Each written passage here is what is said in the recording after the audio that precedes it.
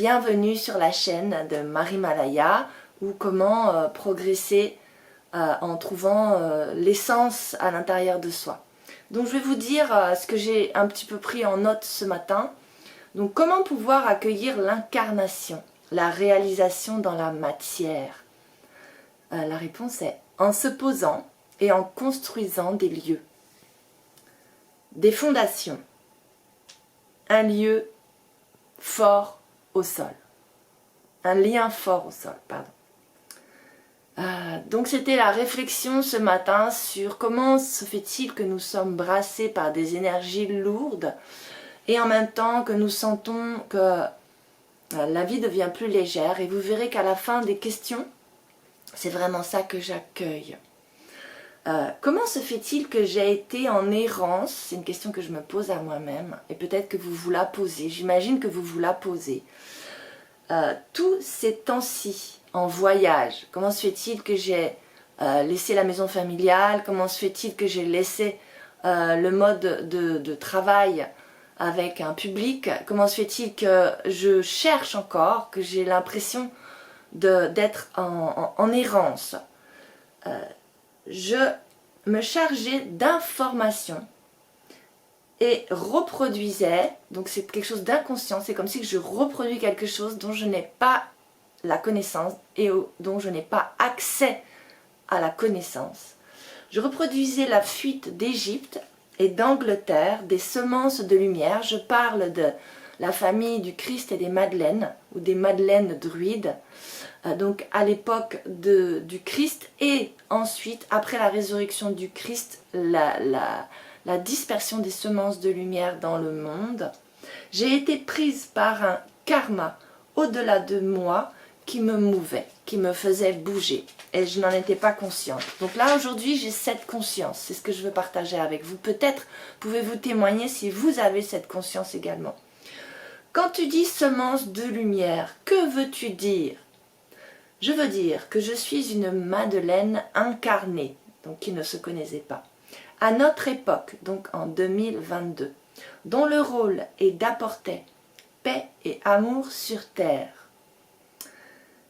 Elles ont, donc autour de la naissance du Christ, avec le Christ et sa descendance, dû fuir la dureté, la guerre, pour se trouver un maximum de semences de par le monde. C'est-à-dire qu'elles ont été dispersées, ces semences de lumière, après avoir vécu le sépulcre, la résurrection et la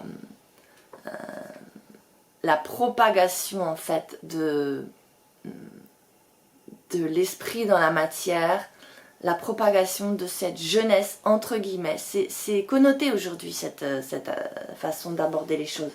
Ce que je veux dire, c'est que c'est ce code de lumière qui est déployé dans le temps et qui n'est pas touché par le travail du temps, jusqu'à ce que pour ça il faut lire Anna, grand-mère de Jésus, ou Anna, la voix des Madeleines de Claire Hartsong. C'est très bien expliqué. Je continue.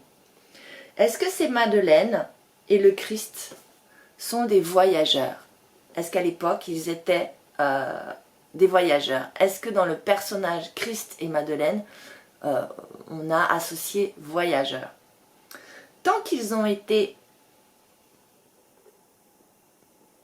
dans cette démarche d'informer le monde de la nouvelle que nous sommes tous encodés de lumière, donc tant que toutes les zones de la Terre n'ont pas été ensemencées de cette lumière, tant que les êtres humains, je ne parle pas des animaux et des plantes, puisque nous sommes un, nous sommes unis, donc ce travail d'ensemencement de la lumière, il est général.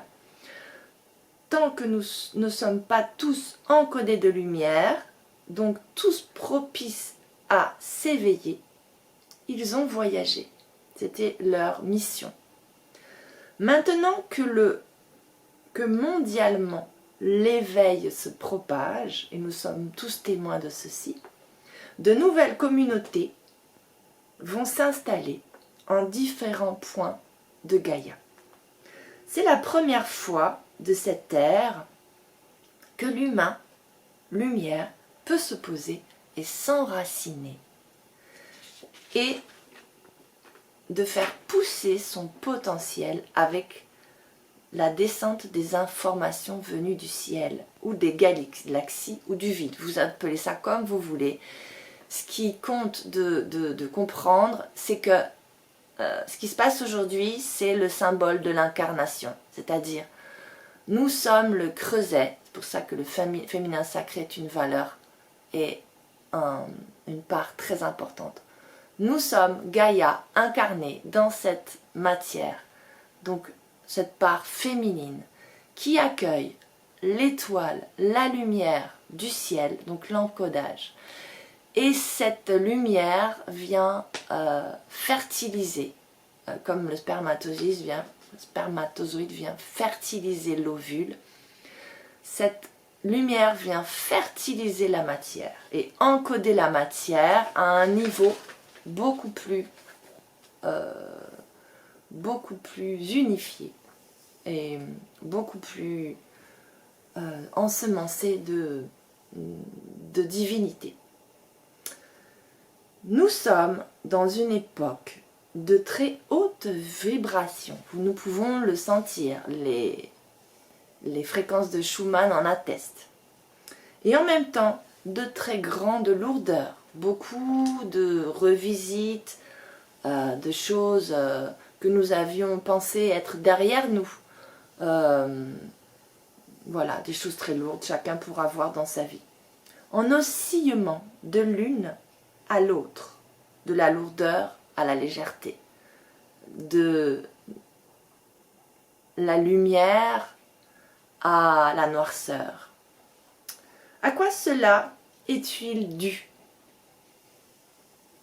Légèreté, lumière, amour, bonté, facilité, ce sont les nouveaux codes qui nous informent et nous font nous souvenir de qui nous sommes.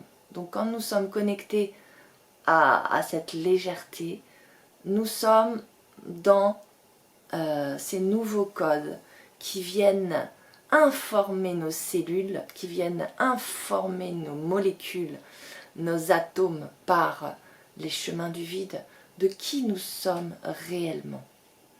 Lourdeur, revisite de schémas dépassés, angoisse, peur, donc noirceur, tout ce que vous pouvez revisiter comme vieux thèmes qui sont liés à des thèmes familiaux, des schémas de couple, des schémas envers nos ascendants, quelles sont les relations avec mon père, ma mère, le schéma vis-à-vis de la société. Et vous voyez que ce qui se passe en ce moment, je ne vais pas développer ici, c'est réellement tout ça. Mais aussi le lien à notre descendance. Non. Donc, quel est le lien à nos enfants? Quel est le lien aux enfants d'une manière générale? Voilà. Tout ceci, ce sont les forces d'attraction de la Terre. Et ça, c'est très important. Nous avons une angoisse existentielle de plus de 2000 ans. Et cette angoisse existentielle vient de l'errance dont je parlais avant, de la dispersion des semences de lumière. 2000 ans d'errance. Imaginez-vous un peuple dont l'ensemencement de lumière a été fait il y a 2000 ans pour le Christ, sa famille, depuis Anna, depuis le croisement des différentes connaissances sur l'évolution de l'ADN depuis l'Égypte, l'Inde, toutes les connaissances qui étaient présentes et qui ont été rassemblées dans le Christ et les Madeleines. Donc les Madeleines, ce sont ces femmes, mais aussi les hommes qui étaient autour et toutes les familles descendantes. Imaginez-vous ces peuples qui depuis 2000 ans ont dû fuir pour ensemencer la terre. Et nous avons hérité de ceci. Et nous avons encore inscrit génétiquement que nous devons fuir. Eh bien, aujourd'hui, nous sommes amenés à laisser ce schéma. Pourtant, les temps changent. Et nous pouvons maintenant nous déposer, prendre racine, laisser croître au vu et su de tous. Nous n'avons plus à nous cacher, nous n'avons plus à fuir. En pleine lumière. Pour servir la lumière, nous n'avons aucun souci. Le ciel nous aide. Pour toute autre raison, qui est mensonge de l'esprit, nous sommes malmenés, chassés, blessés. Les temps s'accélèrent. Nous sommes immensément aimés. Sachez et sentez comme nous sommes, chacun d'entre nous, chaque humain, immensément aimé, soutenu, aidé. Quand nous servons l'avènement de la conscience lumière, de la conscience Christ Madeleine, ici sur terre, à nouveau. Ces temps de 2000 ans ont été des temps de dispersement, des semences. Et maintenant, nous sommes dans un changement de temps. Arrive maintenant le temps de planter et de laisser croître ces semences. Ces semences, c'est nous. C'est nous-mêmes, c'est nos propres corps. C'est pour ça que le lien de la femme avec la terre, puis de la femme avec l'humanité, est la clé. Le trésor, c'est chacun, chaque être. Voilà ce que je voulais partager avec vous. Donc, peut-être que ce partage vous paraît relativement ésotérique. Je trouvais que c'était l'entrée la meilleure. Je partagerai avec vous dans les prochaines séances comment faire face à tous ces mythes de l'errance, tous ces mythes de la fuite que nous avons intégrés. Je vais vous donner quelques clés qui sont le manque de reconnaissance, la peur de manquer. Voilà, il y en a 7 pour moi.